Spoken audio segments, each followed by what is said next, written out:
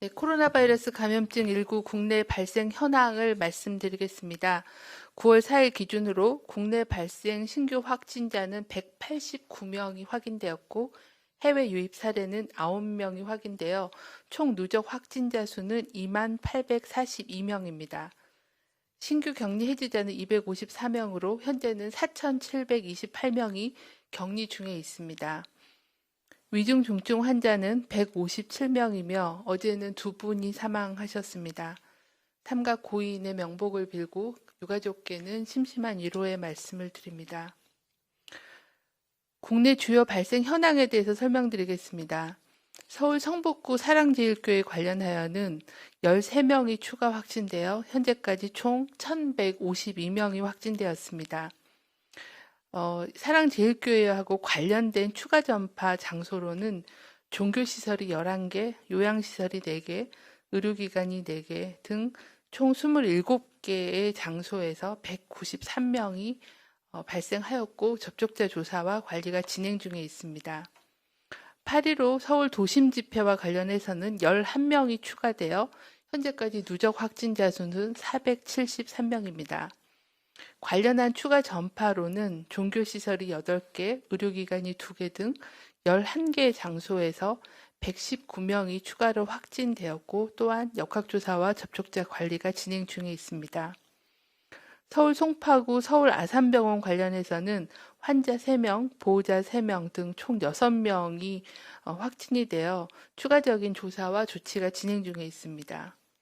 서울 광진구의 해민병원 관련해서도 접촉자 조사 중에 6명이 추가로 확진되어 현재까지는 총 누적 확진자는 16명이며 직원이 10명, 그리고 환자가 2명, 또 가족 및 지인이 4명입니다.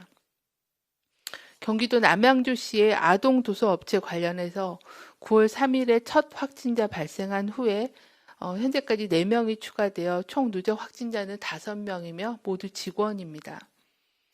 경기도의 안산시 실내 포장마차 관련해서 9월 2일 첫 확진자 발생한 후에 접촉자 조사로 4명이 추가로 확진되어 현재까지 누적 확진자는 5명이며 운영자 1명과 직원 1명 그리고 방문객 3명이 확진되었습니다. 충남 청양군에 있는 김치공장 관련해서는 접촉자 조사 중에 3명이 추가로 확진되어 현재까지는 총 22명이 확진되었습니다. 직원이 19명이고 가족 2명, 지인 1명입니다. 대구 북구 소재의 동읍빌딩 지하 1층에서 동충화초에 대한 사업 설명에 관련해서 접촉자 조사 중에 10명이 추가되어 현재까지는 총 25명이 확진이 되었습니다.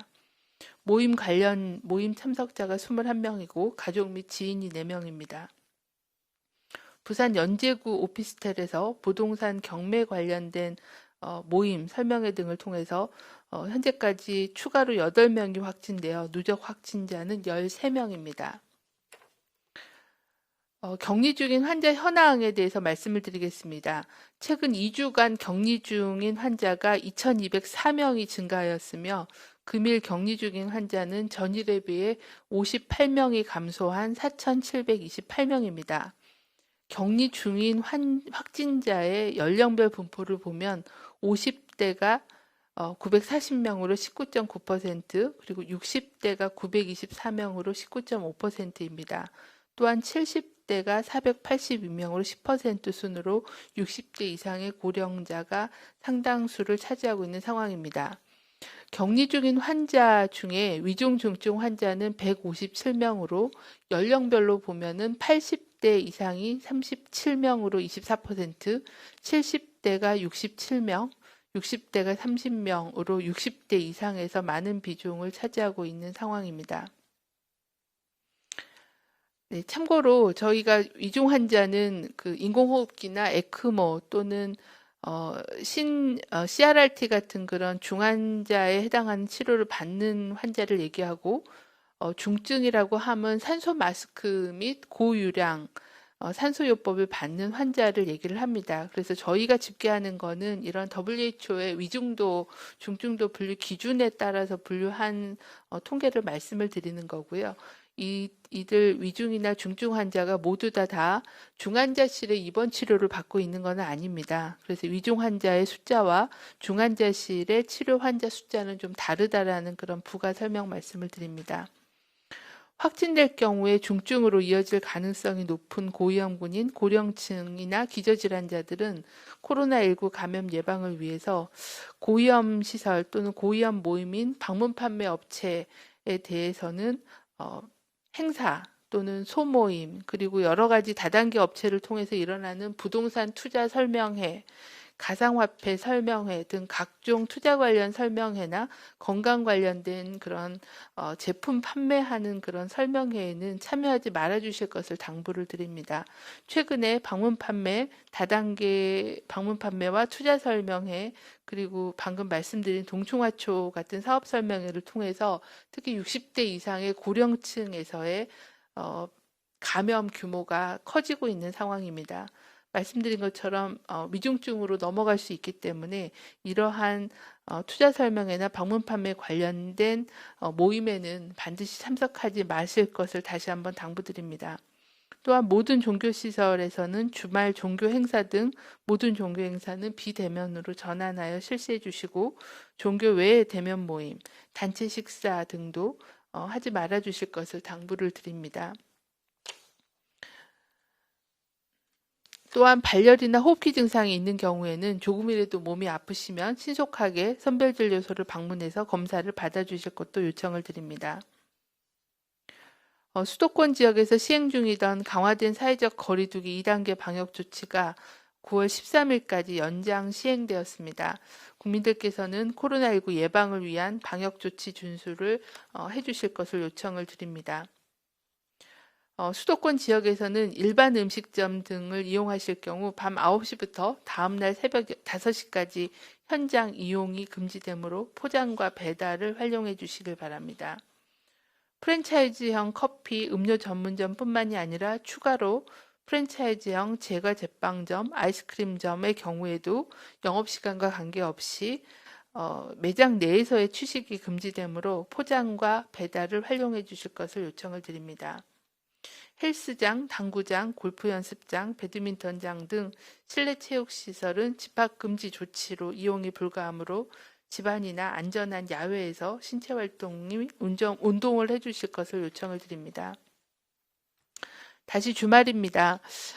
다른 사람을 만나는 행위 자체가 감염 전파를 유발할 수 있는 행동이 될 수 있으므로 주말 동안에는 외출, 모임, 여행 등은 연기하거나 취소해 주시고 가급적 가족과 함께 집에서 안전하고 건강하게 시간을 보내주실 것을 부탁을 드립니다.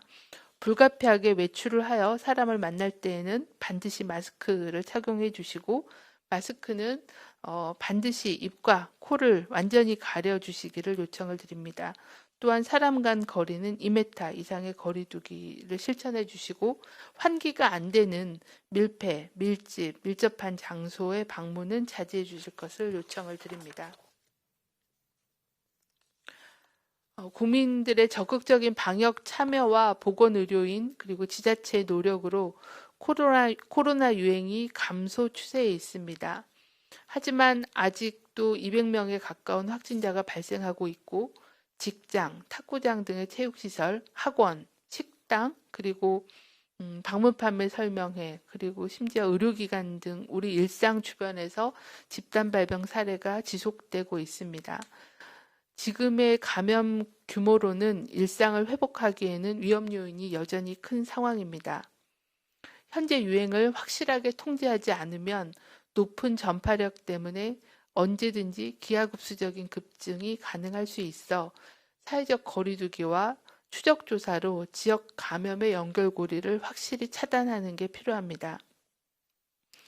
지역 감염 위험이 높은 상황에서는 언제 어디서든 누구나 감염될 수 있어 당분간은 모든 상황에서 마스크 쓰기, 손 씻기, 거리 두기 수칙을 준수하고 사람 간의 만남을 최대한 줄여야 합니다. 특히 고령층, 만성질환자들은 특별히 가족들의 보살핌이 필요한 상황입니다.